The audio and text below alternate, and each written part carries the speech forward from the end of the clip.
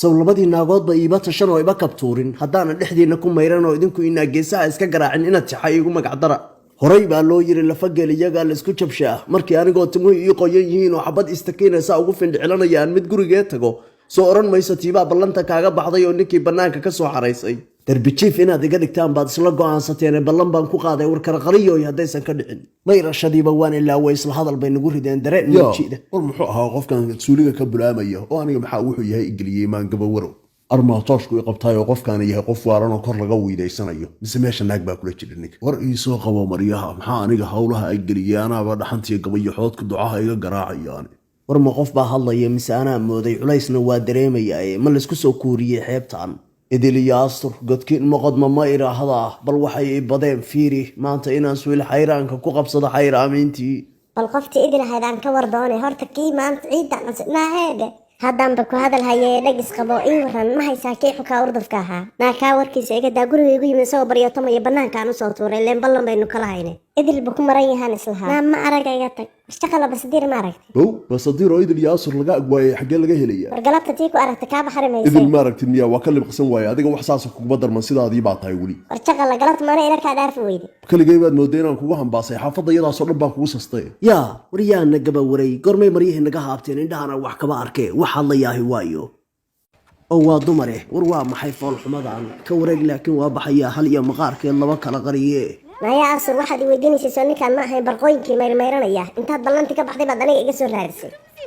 aniga kiiskaaseekay waalin makruurad yahay jeegada weyn lacdaa ballantii ka baxay oo gurigaaga uu ka yimid naa kala xishooda maxaa isugu yabqaysaan waxaan maqli jiray cantuuga jidaal camba cambuu bidaaye maanta ma basadiir baa midba midii kala biday xaaladda idinku dejiya ninkaan aa isku haysataan isaga ama qayd u xirta xitaa lagu argo oo yaabane barbal waxaan fiiri adigu dumar shaneeyaha iyo camal la-aantu hayso maxaa aniga islaamahayga dhex geliyey muxuu ka hadlayaa maanigu icaaya anaa qofkan orda silsilada ku xirta oo ka xirta dadka bal day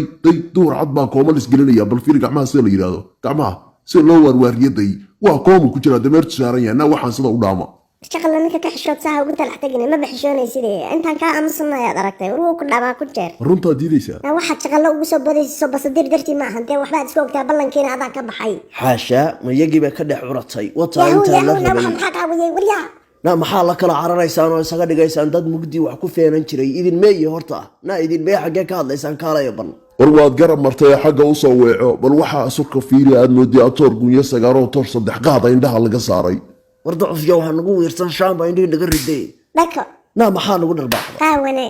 naa war naga tag loo yahay bal qofka intuu leegyahay oo calaladiisii ilaashan waaye annaguna reera mas-uuliyadood baanu ka sugaynay naga tag awalba dhabqala laadahayre waxyahu daran la qofkan awalba bahaahin buu ahaaye idinkaa lidinka taag waayo gabay baan ku maqli jiray marya dhigasha waa ceeb haddaan maanku kaa tegin saaka maanigii bay xaaratay shaqal orad marya oken naa soo bax maryalayna wasaqad yahay beerjiracan nala soo aadinay ninkan ma udku dilinaya wadka laga maqnaysiiyo marba miduu la yaabiyo mid caasiduu arage majahayga ceebtil maxaa madaxa ii saaray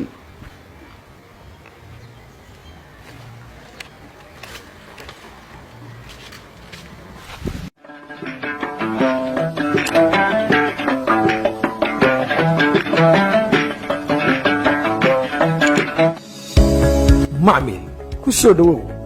adeegga 4G router oo aad ku isticmaali karto gurigaaga iyo goobtaada shaqo qiimaha aad ku helaysaa waa $30 oo keliya bil kasta bixi $20 oo hel internet aan xadidnayn muddo bil ah wixii faahfaahin dheeraada nagala soo xiriir baraha aanu ku leenahay xiriirka bulshada ama garaac nambarka gaaban